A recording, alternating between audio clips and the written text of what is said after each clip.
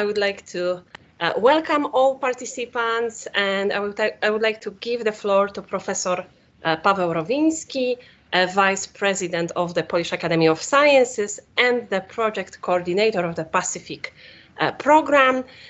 So Professor is going to open the meeting officially on behalf of the Polish Academy of Sciences. So Professor, the floor is yours. Thank you very much. Good afternoon. I don't know if it is the right word, good afternoon, because for some of you it can be morning or evening. It seems that we have participants from all over the world that I am really happy about, because it shows that we managed to get to so many people in so many countries. Please believe me, it will be an attractive program, and I'm very happy that so many of you decided or are deciding to give a trial to start in this prestigious program. Just a few words.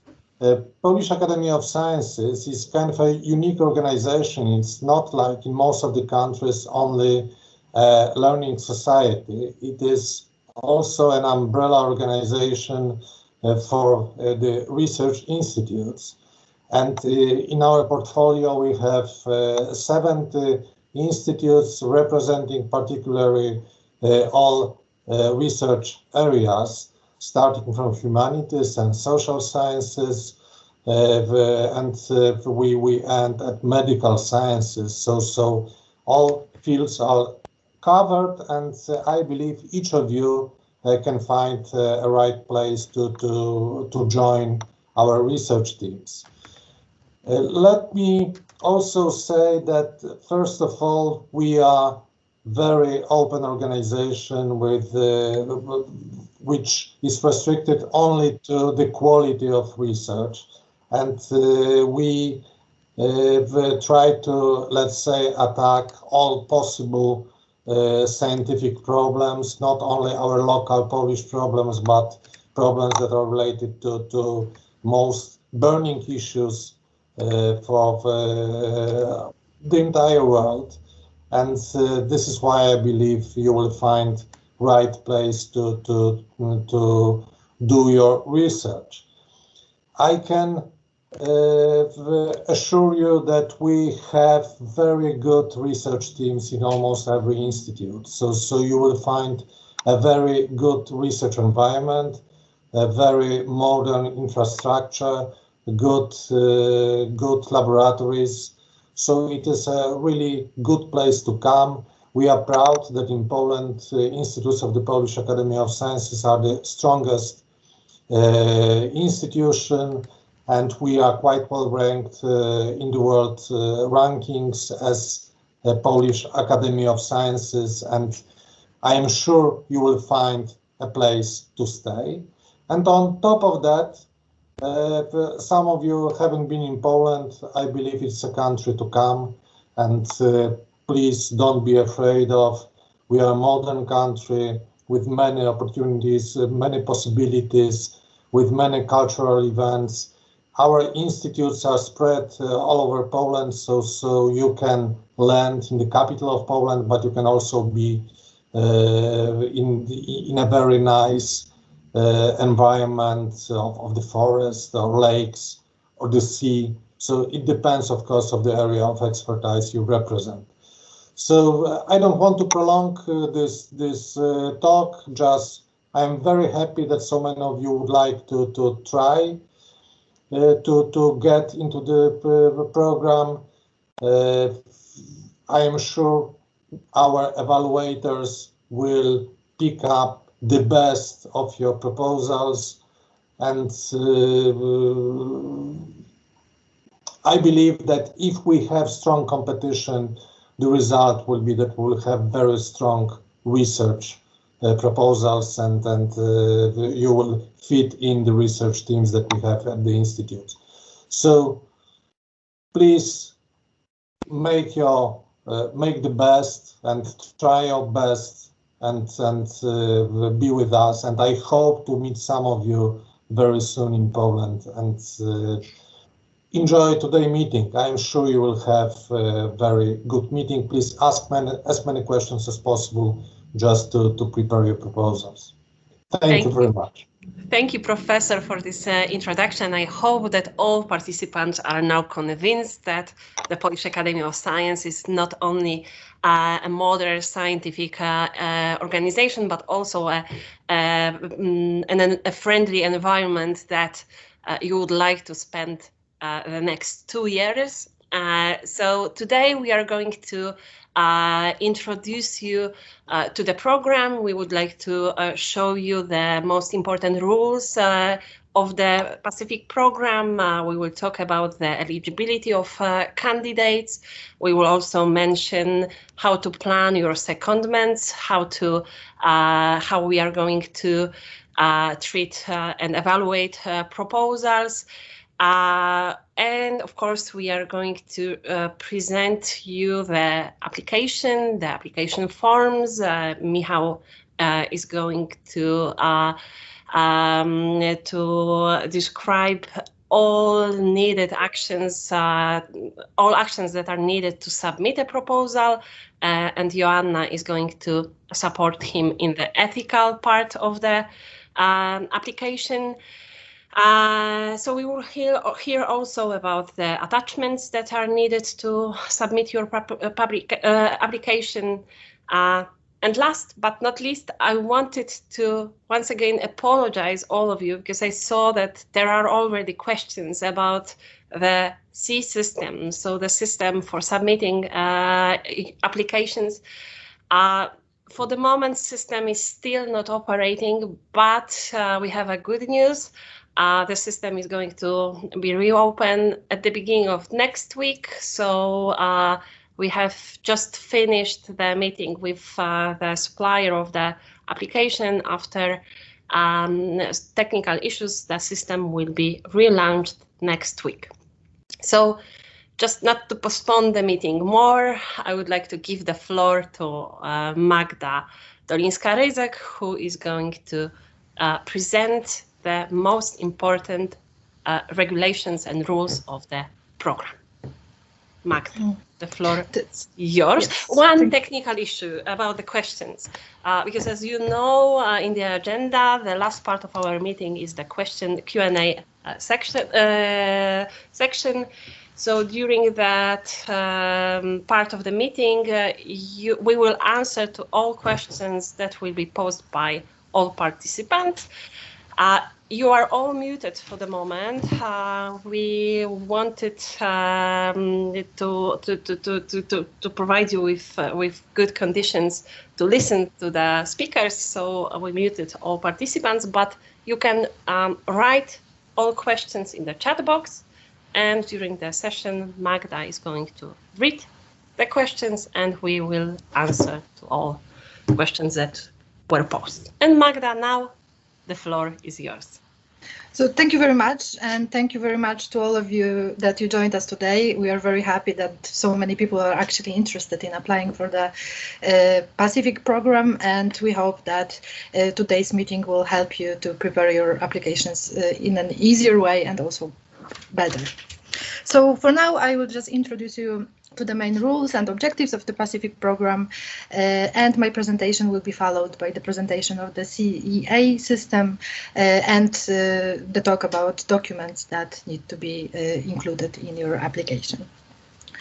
So as the Professor Rowiński already mentioned, the PASIFIC program is the opportunity to pursue your research at one of the 70 institutes of the Polish Academy of Sciences. It offers 2-year fellowships to 50 excellent researchers, and they will be selected in the 2 calls. Both calls are open in 2021. So the first one was actually initiated in mid-March, on the 15th of March, and it will last until the end of June, so 30th of June is the deadline this year. And in this first call, 35 positions will be filled. And in the second call, that will be open from 15th of September until 13th of December 2021, 15 fellows will be selected. Please note that these are two separate calls, so they are not stages of one application. They are two separate calls, and if you fail in the first call, you can actually reapply, of course, after revising your application. So the very important question, who can apply for the PASIFIC program? So the PASIFIC program is open to researchers of any nationality and representing all research disciplines. However, there are two very important eligibility criteria, and I will now tell you a little more about them. So the first one is that the PASIFIC candidates must have a doctoral degree. So this is very important. However, there is a small exception from that. Also, they can have at least 4 years of full-time equivalent research experience. And what does it mean? It means that you need to have the diploma that entitled you to embark on a doctoral program. So in the most countries, this is the MA diploma. However, it may happen that this is also a BA. I know that, for example, in the United Kingdom and the US, sometimes you can start your PhD having BA diploma. However, as I said, in most cases, it will be the master. Except for that diploma, you will need to provide us with the confirmation of your research experience. As I said, it has to be at least 4 years, and please note it has to be full-time. So just to give you an example, I think that it would be the most common situation is that, for example, you are finishing your doctorate and you already had your defense, or you will very soon have your defense, and you don't have the PhD diploma yet. And then if your PhD lasted at least 4 years, you can actually apply for the PASIFIC fellowship. Another option would be that after your master's, you started working at some research institute, and then again, if it lasted longer than 4 years, you can apply for the PASIFIC fellowship. Another very important eligibility criterion is the MSCA mobility rule. This means that you cannot spend more than 12 months in Poland during 3 years before the application deadline. So for the first call that is now open, you cannot be in Poland longer than 1 year between the 1st of July 2018 and 30th of June 2021. So just to give you an example, if you are based at the university, let's say in Germany, and then you come to Poland for research trips that sum up to 13 months during this 3-year period, you actually are not eligible to apply. If this period is shorter, then of course you are welcome to send your application. So what does the PASIFIC program offer to the fellows? First of all, it offers quite attractive salary. As a PASIFIC fellow, you will get monthly allowance of 4,125 euros gross. It means that after the deduction of taxes, it will be approximately 2,500 euros net, which actually in Poland is really a good salary. Additionally, if you decide to come to Poland with your family, so with your spouse or dependent kids, and if they stay with you in Poland at least 3 months, you will be entitled to the additional family allowance, which is around 300 euros gross, meaning that after deduction of taxes, it will be around 150 euros per month. And apart from that, which I think is most important for the researchers, you will also have at your disposal the research budget of up to 60,000 euros. This budget is for the indirect cost, which means that you can cover all costs directly related to your research with this money.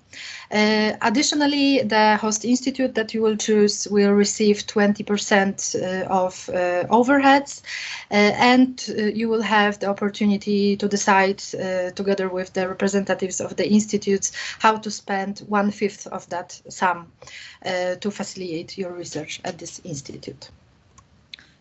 The PASIFIC program offers also individually tailored support of your supervisor, and the rich training offer that covers topics such as open access, open science, academic writing, funding possibilities, funding research possibilities in Poland and beyond.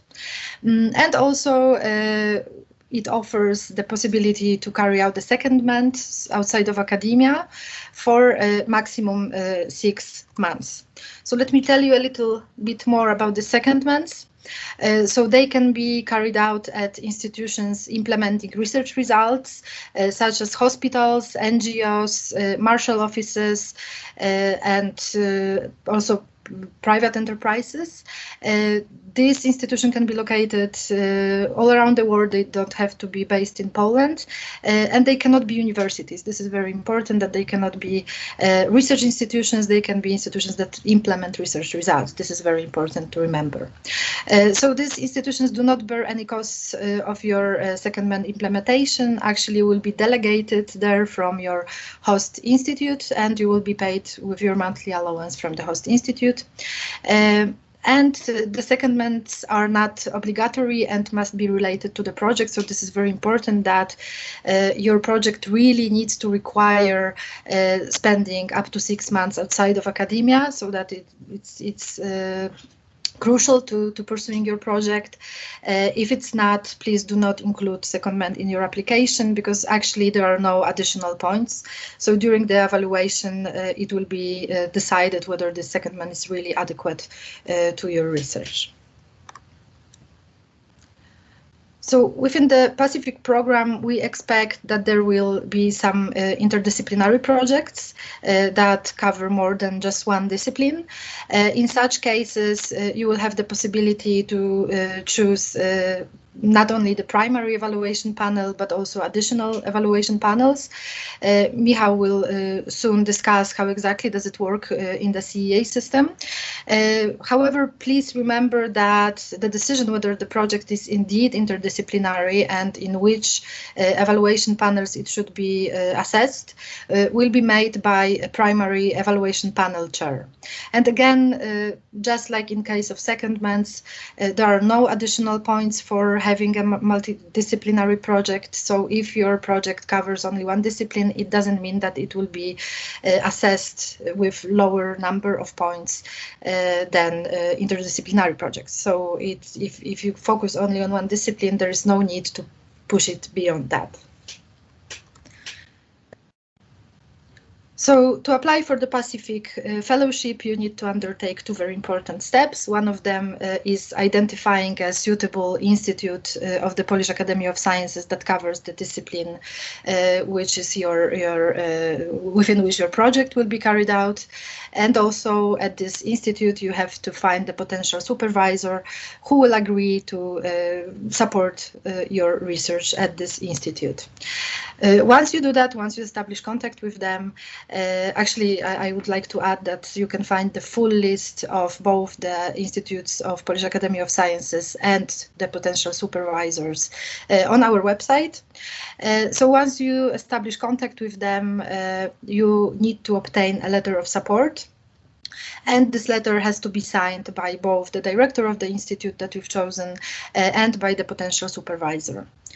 And actually how this letter of support should look like, it will be discussed later during another presentation. So at the Polish Academy of Sciences, I will just introduce you to what we understand by the terms that I'm telling you about. So host institute is the institution that you choose. This is the institute at the Polish Academy of Sciences, and it cannot be outside of Polish Academy of Sciences, so it cannot be any Polish university or other institution. Please note that. And the supervisor is a person based at the institute that you've chosen that deals with similar topics to the ones that your project covers. And this person needs to have a PhD and be employed at the Institute of the Polish Academy of Sciences on terms of a permanent contract. And supporting supervisor is the person that you can choose if your project is interdisciplinary and it requires expertise in more than just one discipline. This person can be from the same host institute as the supervisor, or from another institute of the Polish Academy of Sciences. So again, please note that it cannot be a person from outside of the Polish Academy of Sciences. Then the second institute will be called the institute supporting the host institute. So coming back to the letters of support, just to make it clear, when you, and this actually is about interdisciplinary projects, so should the supporting supervisor be from the host institute, then you will need only one letter of support, but it has to include 2 declarations from supervisors that they agree to facilitate your research. And if this person is from another institute of the Polish Academy of Sciences, you will need 2 letters of support, and each of them has to include the declaration by potential supervisor. So the second step that you need to undertake is filling out an online application in the CEA system that will be available again very soon. So don't worry, you will have time to fill out this application. And actually in a few minutes, Michał will guide you through how this application looks like. And you have to prepare all necessary documents that also will be discussed by our colleague later. Just let me tell you that you can find all the important documents and templates of necessary documents that have to be enclosed to your application on our website. And you can find there also the guide for applicants that we created in order to smoothly guide you through the application process. So actually you should find there all information regarding the how to apply for the PASIFIC program. And also on the website there is a document about terms and conditions of the PASIFIC project that also contains all important information. So this is all from my side. Now I will give the floor to Michał. Thank you. Thank you very much, Magda. So now let me share a screen with you.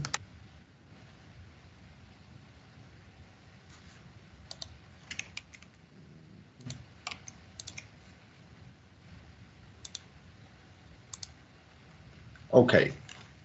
So, I will be talking briefly about CEA system, and I will guide you through registration process. I will show you how to log into the system. I will show you the interface of the application and how to create a proposal. So, if you enter a website cea.pan.pl, you'll see a login screen. And you could where you can either sign in or register. Important thing to notice about entering the website under which you can find the application is that we recommend you to use Mozilla Firefox or Google Chrome browsers, because we do not guarantee that it will work properly with Internet Explorer or Microsoft Edge browsers. So please use the proper browsers. Okay, so I will show you now the registration process. It is quite simple. If you do not have already an account in the system, just press register button. You will see registration form, and you have to provide information about your first name, last name, your email, password, etc., and confirmation of this password. After you enter first name and last name, please make sure that your username is generated automatically, because this field, you cannot choose your username. It generates automatically after entering your data. And remember that password confirmation is mandatory. You have to confirm your password after to register in the system. Okay, after you will fill all the data, obligatory data are marked by a red vertical bar on the left side of the field. Read the privacy policy by clicking button Read the privacy policy. It is not very long, so it won't take you a lot of time. And tick the box that you have read privacy policy. Confirm us that you are not a robot by clicking CAPTCHA, filling the CAPTCHA here. Yep. They asked me for CAPTCHA. And press register button. After you press register button, you'll receive an email with link, and you will be asked to enter the link to confirm your account creation. Please click that link from your email to confirm that you indeed want to create an account in CEA system. I won't be creating new account right now, so I will go back. And now I will show you how to log into the system. In username field, you can use either your username, this one that gets automatically generated by the system, or you can use your email address. Enter your password in the field below and click Sign In button. Then you will enter the home page of the system, and what you can notice here is welcome screen in the middle, the upper panel, and the menu on the left side. I will talk briefly about this interface, starting with the menu on the left side. On the top of this menu, you have drop-down list that allows you to select a proper call. You will have only one option to choose from, but please make sure that the actual call is selected, because sometimes a blank value can be selected by default, which is select a call, and you will have no access to modules or sections that are below. In the upper panel, you have session timer, which shows how much time you have is left before the system will log you out automatically. And important thing to notice is to control your time during when you work in the system, because you can lose all your work when you will be automatically logged out. You can always refresh your session with clicking this recycling button. Okay, you have here your full name, homepage button, and account management options. Okay, so now I will talk briefly about proposals section. Then I will go to applicant team section for a while to show you how to invite someone to your applicant team. And then I will go back to proposals section to show you in details how to create a new proposal. So let's go to proposals section then. In proposals section, you have list of proposals. This user has no proposals created before in this call, so the list is blank. And you can create new proposal by clicking button Create a new proposal. Click this button, and proposal form will pop out. You have two buttons on the right side of proposal form, and first of them is submit, to submit your application, obviously, but you can submit your application only if all the mandatory fields, as I told you, marked by red vertical bar on the left side of the field, all the mandatory fields are filled, and all the attachments are attached to your proposal. But you can save your proposal in any moment. For example, I can save even now blank proposal. I have not filled any field right now, and I will save it.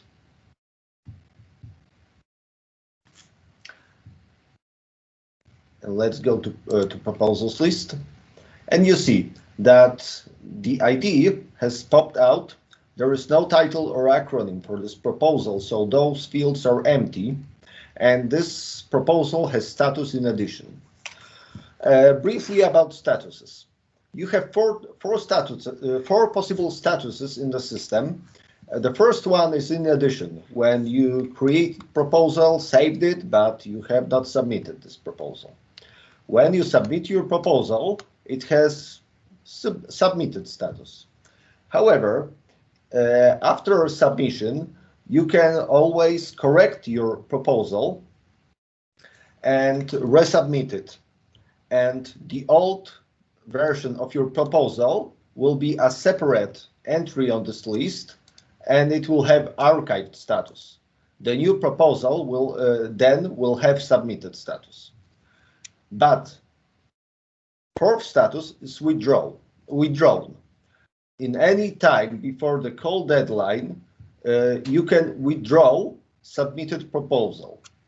Just click withdraw button that will appear in this part of this list, and the proposal will be withdrawn, and it will have withdrawn status.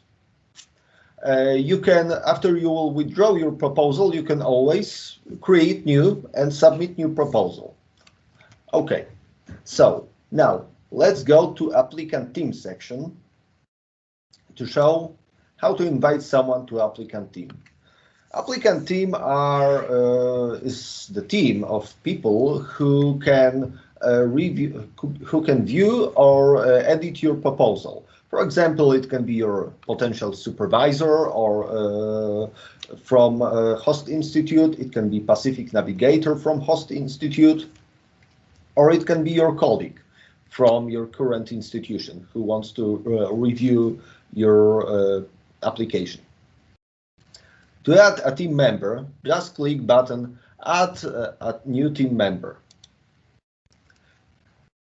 Create or edit a team member form will pop out, and you can provide first and last name for your team member, but those fields are not mandatory in this case, but you have to provide an email of your team member. If a team member is person who is registered in the system, is a person who is already registered in the system, please use email under which he registered his account in the system, because then he will have to create a new account. So enter his email and select a role. One of two roles available.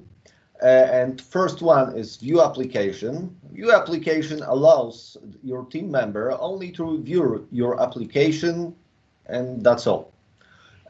Role edit application allows your team member to edit your application. He can make changes, he can review and edit it, but he won't be able to submit it. Submission is something that you have to do by yourself. Okay, so I will invite a team member and click Save, and a new team member is invited. And the status showing here, and the status shows here that we are waiting for a confirmation from a potential team member to accept our invitation. Okay, so let's go back to proposal section. And let's talk about, and I will briefly guide you through proposal form and show how to fill it step by step. Okay, as you see, the proposal form is divided into several sections. The first section, information on the applicant, is divided into two subsections, of which first is personal information, and this section is apparently pretty self-explanatory, I think, because what you should fill here appears quite obvious, I think. And second section, eligibility information, we'll be talking about right now for a while, consists of information on your PhD degree or your four-year full-time equivalent research experience. If you have PhD, the situation is quite simple. Just tick this button, I have a PhD, and enter your date of obtaining your PhD and select a country of obtaining your PhD. But if you don't have a PhD, you have to provide both information on the degree that entitles you to embark on a doctoral program, and the information necessary are institution name, country, date of award, and type of awarded degree. And second information is your equivalent information on your equivalent research experience. So here you have a table. You can add new rows with this plus button here in the top left corner of the table, and you can, with this minus sign, you can remove rows from the table. And you have provided information like starting, ending date of your experience, institution, percentage of full time, and type of this experience. And you have to provide as attachment some kind of document that confirms this experience. Important thing to notice is that you have to provide every different experience separately from another. So let's have an example. Like, let's say that you were working. Sorry, something was wrong with the internet for a while. You are working at CERN beginning from 1st of May of 2010 for 2 years, and you were employed there. You were employed there for half time, and then you were employed there in the same institution for full time, also employment contract, for 3 years.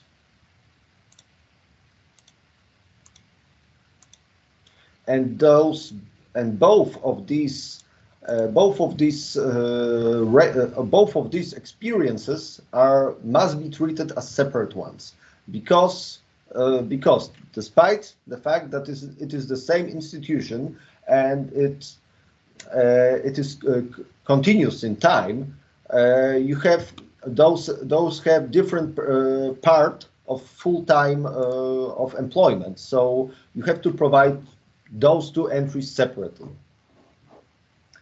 Okay, so the next thing to fill in this section is place of residence and main activities. It is also a table, very similar in its form to the one above that I was talking before. And here you have, and the information you have to provide here are needed to confirm that you meet MSCA mobility criteria. So you can also add new rows with plus button and remove rows with minus button. So you have to provide starting ending date of this activity, the country and city, institution, and character of this activity. You can select one of the four characters of activity from which where you have place of residence, studies, work, or other kind of activity. And you will, if you select other, you will be asked to provide information what kind of activity it was. However, I will explain this by some example. Let's take an example of John. John is living in Berlin. He is studying there, and John is also working part-time in Berlin. John, if he wants to apply for PASIFIC program, has to provide in this table 3 separate entries, of which first is entry for his place of residence in Berlin. In this case, he should type in the institution section NA, because residence is obviously not related to any institution by itself. The next entry should be for his studies, because he's studying in Berlin as well, And the third entry is for his work in Berlin. So remember, all different activities and residences should be provided separately in this table. Okay, so going further, we have information on the project section, which is divided into two subsections. And the first one is research area, where you have to select evaluation panel like life sciences, physical sciences and engineering, and social sciences and humanities. Each panel has different disciplines of which from which you can choose the proper one, and each discipline has different keywords. You have to select at least one keyword, but you can select also second keyword from the list. And but the second one is not mandatory. You can also provide free keywords if you wish to. If your project is interdisciplinary and you need more keywords, or you need other discipline or other panel, you can tick this box. Your project is interdisciplinary, and provide information on the other panel or discipline that is needed by you here, let's say. And you can provide up to 3 different up to 3 different evaluation panels. Okay, the next subsection, project details, is actually the details of your project, like your acronym, which is max 20 characters long, the title of your project, which can have up to 200 characters, and abstract of your project that is shorter or equal to 2000, that has length equal or shorter than 2000 characters.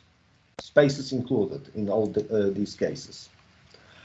The next section, information of the host institute and the supervisor, is probably the most simple section to fill, because the only thing you have to do in subsection host institute is to select a proper host institution from the list. And in supervisor subsection, you have to provide the name and surname of your supervisor, the name, first name and last name of the supervisor from host institute. And in the case when your project is interdisciplinary and you have additional supervisor, check this box and you will be asked to provide first and last name of your second supervisor. But you have also to select institution of this second supervisor, because he can be from different institution. Okay, so let's go to budget section. And in budget section, I will be talking briefly about those 2 information boxes that you can see right here. I will skip cost items in the project because it is a quite detailed list, and I will go directly to budget table then to talk about cost categories. And then I will go back to this cost items in the project section to talk about cost items table. So starting, so let's go on with that. And the first section is fellows remuneration. The first box is fellows remuneration. This is mainly informational box. Second box, family allowance, is also informational. However, you have to check this box if you are entitled to family allowance. Well, when you are entitled to family allowance, when you are coming to Poland with your family, that is defined by being in a formal relationship or having dependent children. So let's say that I am entitled to receive family allowance. For the case of this webinar, let's keep cost items in the project as I told, and let's go to budget table. And budget table aggregates the costs that were entered in cost items in the project table And in the right column, you have costs in euros. In the left column, you have costs in Polish zlotys. And first entry is fellows remuneration. This is fixed amount of 99,000 euros for the whole duration of the project. The second entry here is your family allowance, which is 7,200 euros for the whole duration of the project, which is also fixed amount. But the rest of these rows, the next 8 rows, are being calculated basing on what you entered in cost items table. So I will explain you briefly those cost categories one by one. First category, supervisor's remuneration, is the remuneration of your supervisor and, if applicable, additional supervisor. Sorry. Next category, other personal costs, are covers all the other salaries of people that will be engaged in your project from the host institution. Equipment category covers all the equipment that is necessary for conducting your project, like lab equipment or software, for example. Consumables category covers materials and or resources that you need for your project and that will be utilized in the course of your project. But it covers also a small lab equipment that is cheaper than 10,000 zlotys. Remember, Polish zlotys, not euros. Less than 10,000 Polish zlotys. Okay, travel covers all the costs directly related to travels, that is tickets, accommodation, allowances, but it does not cover, for example, conference fees. There is another category for that. Publications category covers all costs related to publications, like proofreading and open access fees. Remember, open access is mandatory in PASIFIC program. Dissemination activities is a category that covers, for example, conference fees, costs of attending workshops, but also costs of organizing workshops or conferences at host institution. Finally, other category covers all the costs that do not fall under any of the previous ones. Oh, you see, this pops out.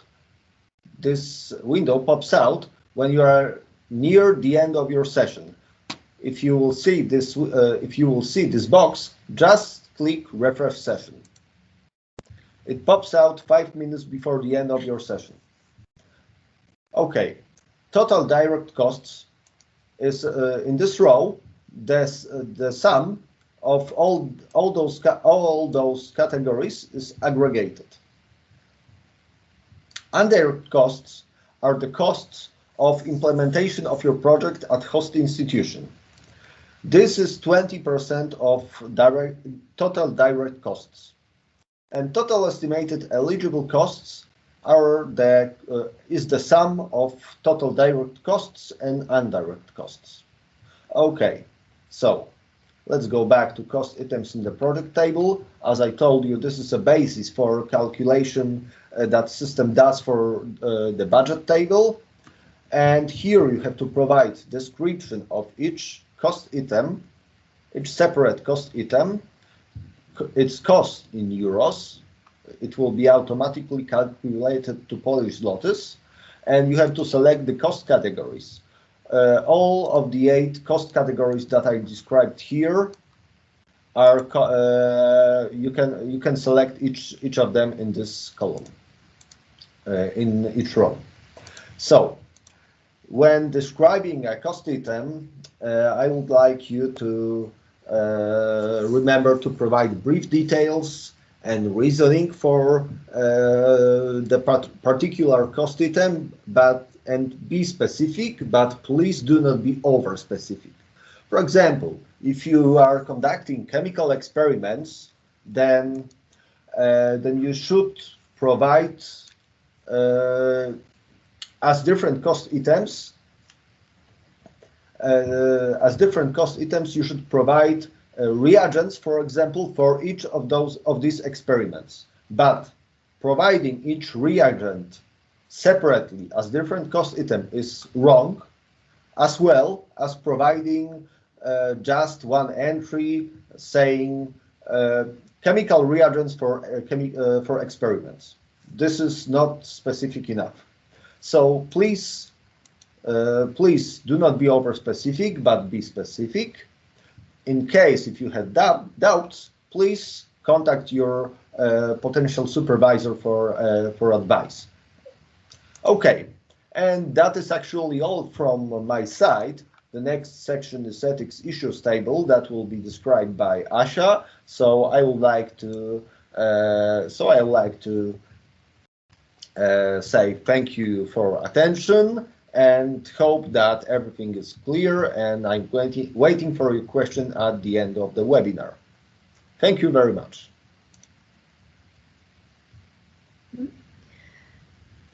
Okay, thank you very much, Michał. So yes, so the next section is on ethics issues. The ethical issues is something that you should be aware of both when you plan your research and when you prepare the application to the PASIFIC program.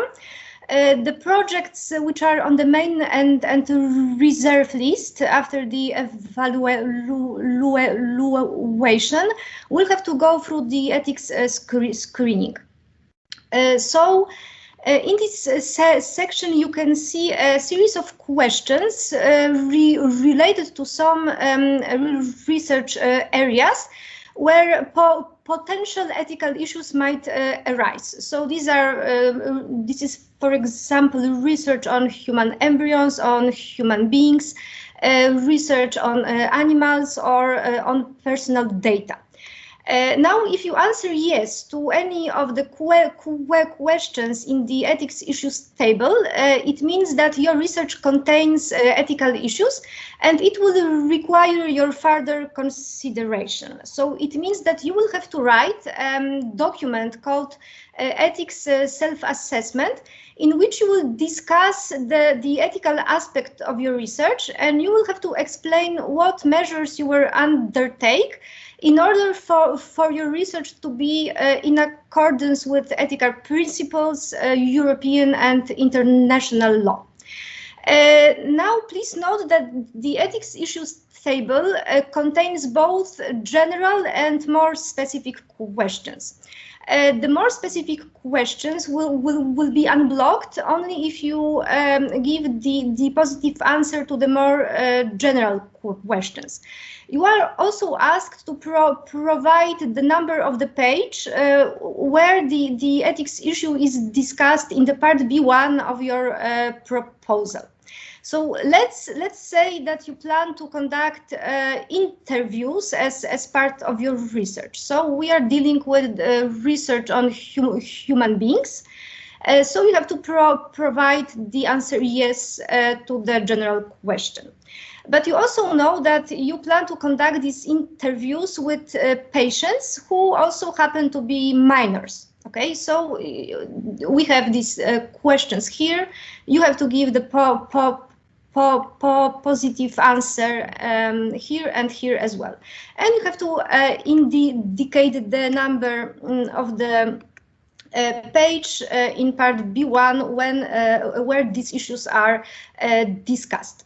So these issues you will have to explain more in detail in the ethics self-assessment, and you have to proceed with all the table in the same way.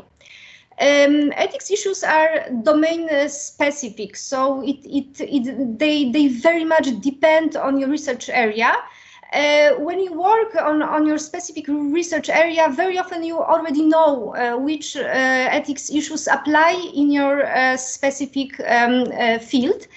When you start tackling the ethics issues in the PASIFIC application, what we would suggest to you is to first have a look at this ethics issues table to identify if there are any ethical issues in your project.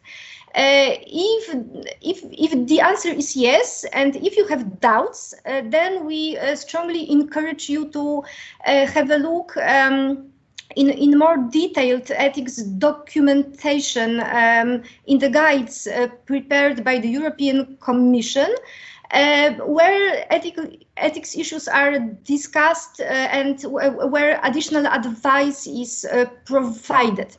This guide can help you to both identify the ethical issues in the ethics issues table and in writing the ethics self-assessment. As far as the ethics self-assessment is concerned, what you should remember first is that you have to write this document only if you answer yes to at least one question in the ethics issues table. If you answer no to all these questions, then the ethics self-assessment is not necessary. We provide you with the template of the ethics self-assessment. The template is available on the PASIFIC website, together with the instruction on how to complete it. And once the document is filled in, it has to be uploaded in this application system, together with other obligatory attachments. In the ethics self-assessment, you have to discuss the ethical issues of your research, especially in regards to the objectives of your research. So, for example, if you plan to conduct research on endangered species, you have to explain why you need endangered species in your research. Is it really necessary? You have to clarify the aim of your research. Also, you have to explain the methodology. So if you plan to collect personal data, then you have to write what methodology you will use and what precautions you will undertake in collecting this personal data.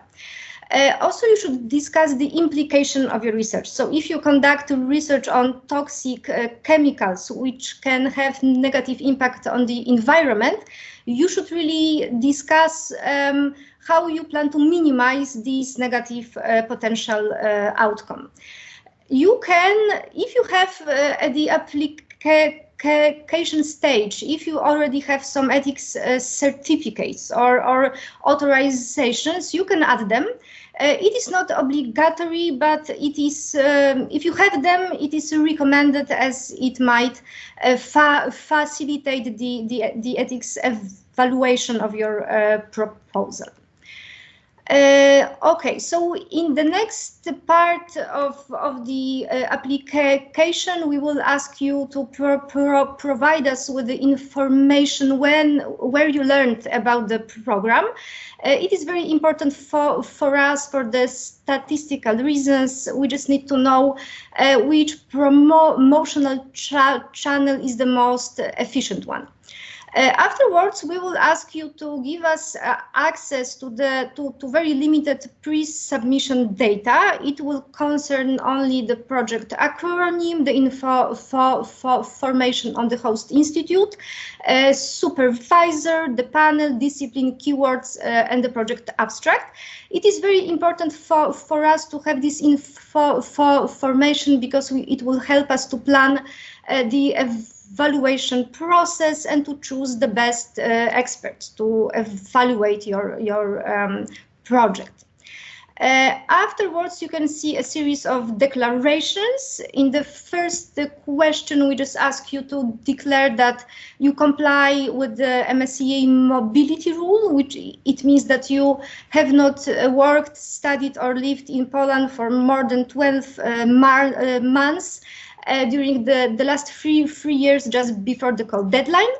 The second one is the declaration that you are not employed on the basis of a permanent contract at the host institute of your choice. Afterwards, if you obtain the funding within the PASIFIC program, you declare that you will not apply for the Polonez funding, which is also covered by the MSCA co-fund scheme funded by the National Science Center.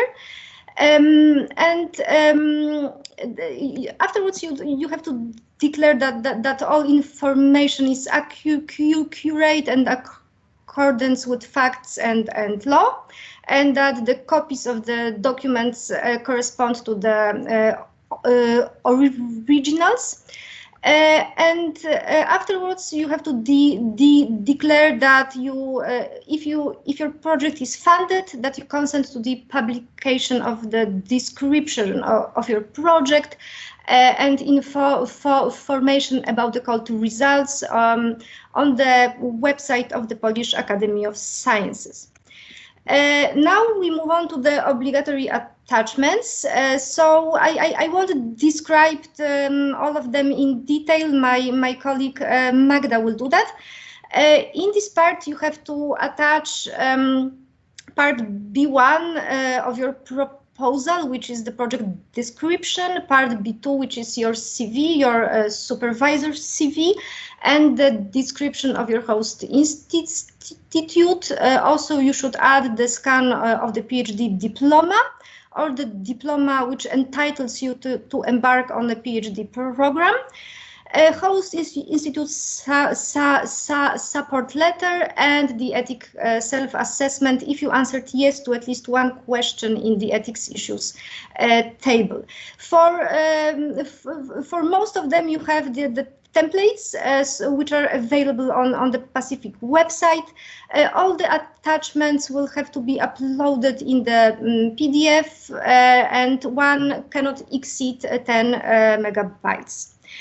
As far as other attachments are concerned, here, for example, you can attach a translation of your PhD diploma. If your PhD diploma was not in Polish nor in English, but in for example, Chinese, then you would have to attach the English translation in this section. Also, in this section, you can add ethics certificates or authorizations. If you have them, I repeat, it's not obligatory, but it is recommended if you have them at the application stage. Okay, so I think that's all from my part. Thank you very much for your attention, and now I will give the floor to my colleague, Magda. Thank you, Michał and Asia, for the CS system introduction. Now I think we know everything about that.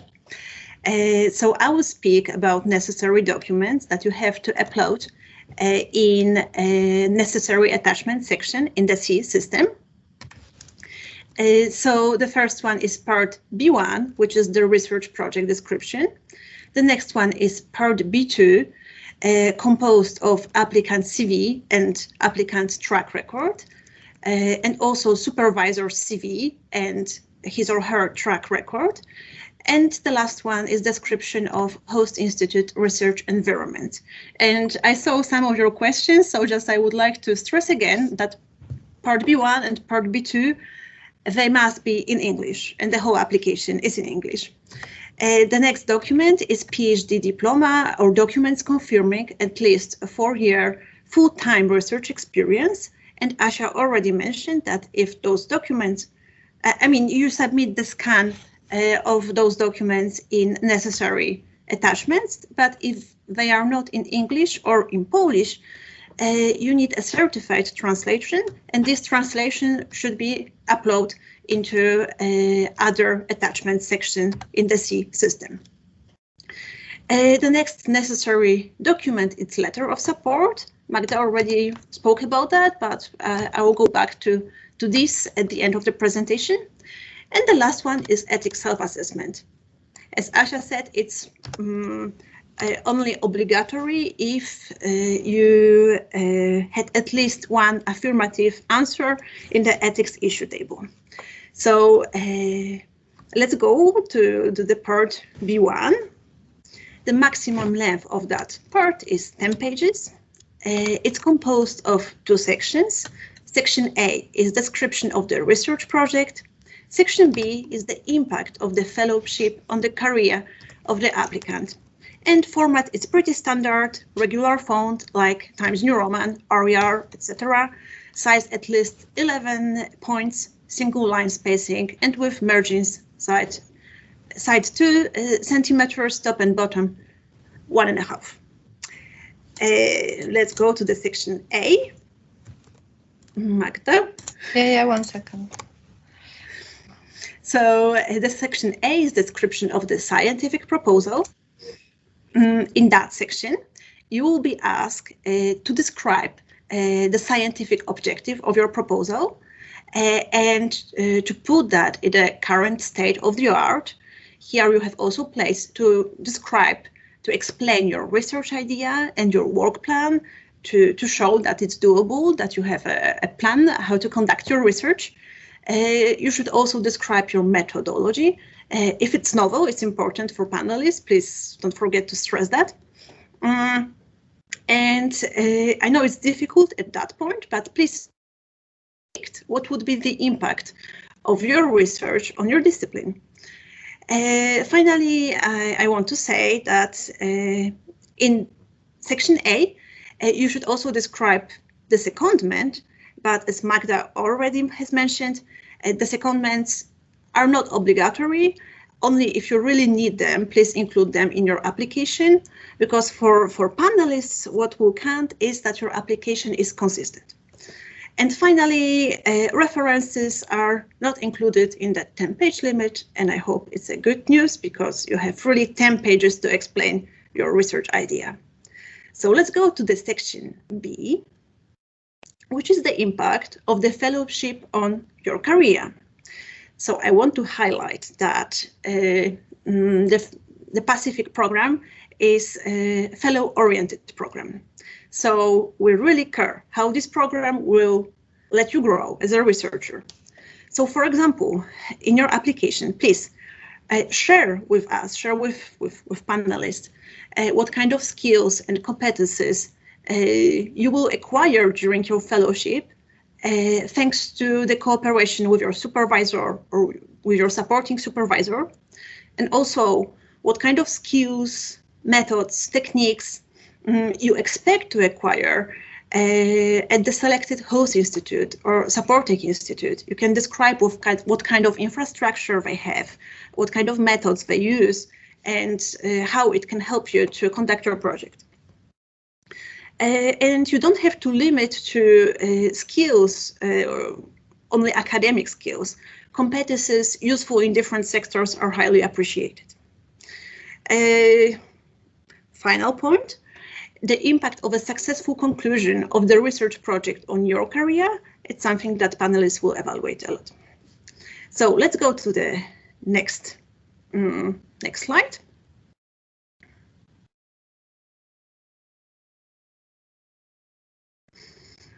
Which is part B2. The maximum length of that part is 8 pages, and it's composed of 3 sections. Section A, which is applicant CV and scientific track record. Section B, composed of CV of your supervisor and supervisor's track record, and also information on the supporting supervisor if you decided to have a supporting supervisor.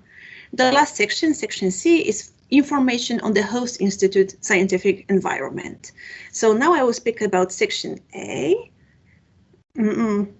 So the section A, you have templates to all of those documents on our webpage. So if you download, maybe you've already downloaded this part B1, you'll see that that CV, it's pretty standard. There are sections about your achievements, about your education, current and past positions.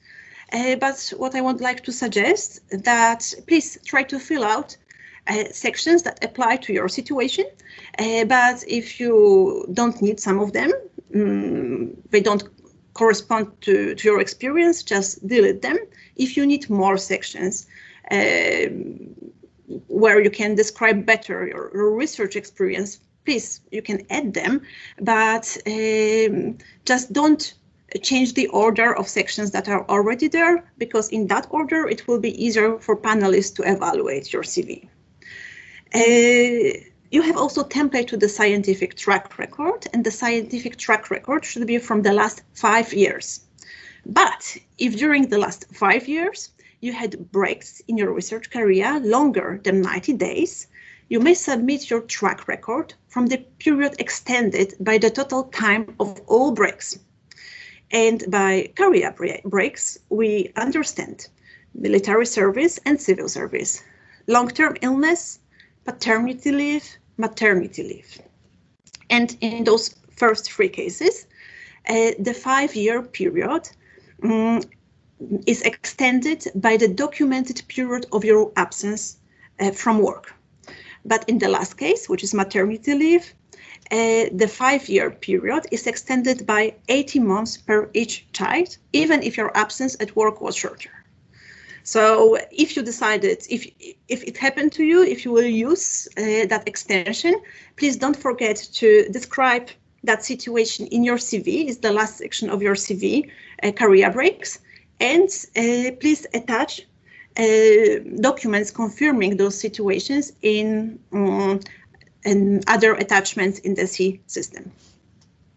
So let's go to the next section, to the section B.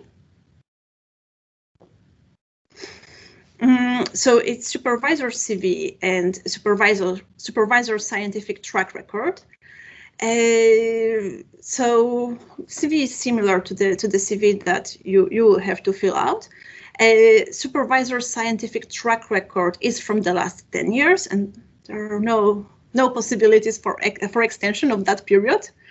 And if you have a supporting supervisor here in that section, you also need a short description, a maximum half-page description of skills of that supervisors, and you should describe them. You shouldn't here describe his or her whole CV and track record, but just focus on those skills that this person has, which are complementary to the profile of your main supervisor. So for panelists it will be easy to understand why do you need to cooperate with those 2 researchers. So also, if you have a supporting supervisor and you are including this description, still the maximum length of that section is 3.5 pages. So that doesn't change. Okay, so let's go to the last section, which is the description of the host institute. Here maximum length is 1 page, but it's an important section. Here you have to justify why you decided to choose this host institute. And also, if your project is interdisciplinary and you need a supporting institute, please also describe briefly how this cooperation with the supporting institute will help you to conduct your research.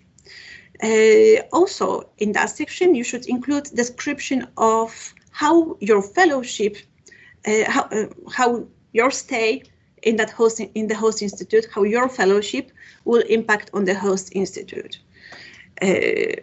Yes. So to sum up those 2 parts, B1 and B2, let's move on to the next slide.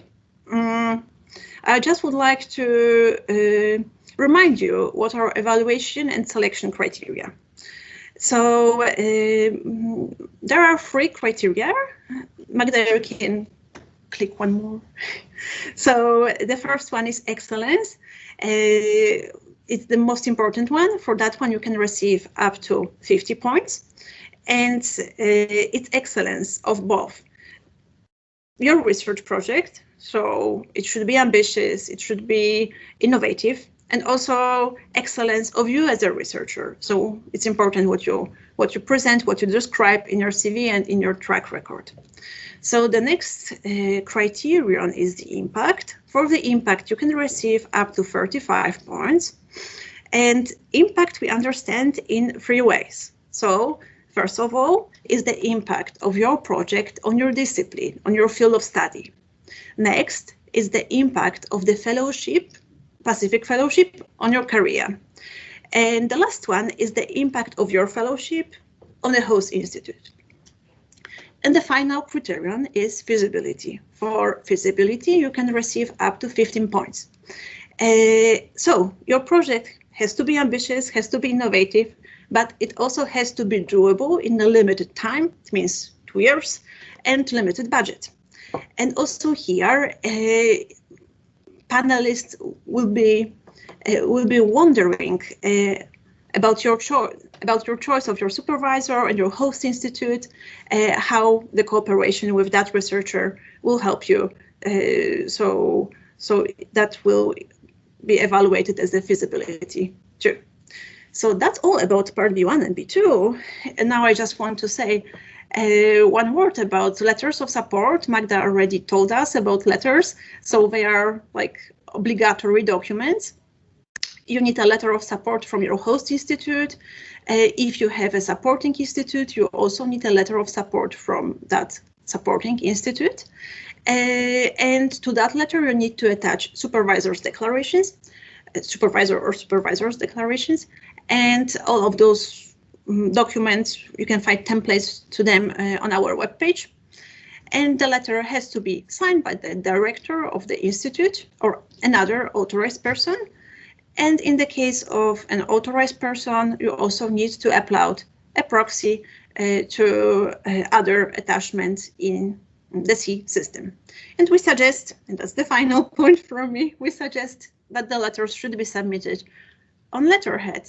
So thank you very much. So thank you, Magda, and I would like to thank all participants of today's webinar. We really encourage you to contact us if you have any questions, any doubts. So I hope that we will see at least 1/3 of you in Poland, because we had 150 participants of that meeting. So follow our website, follow our Facebook account, and we wish you luck during the application process. So thank you and goodbye.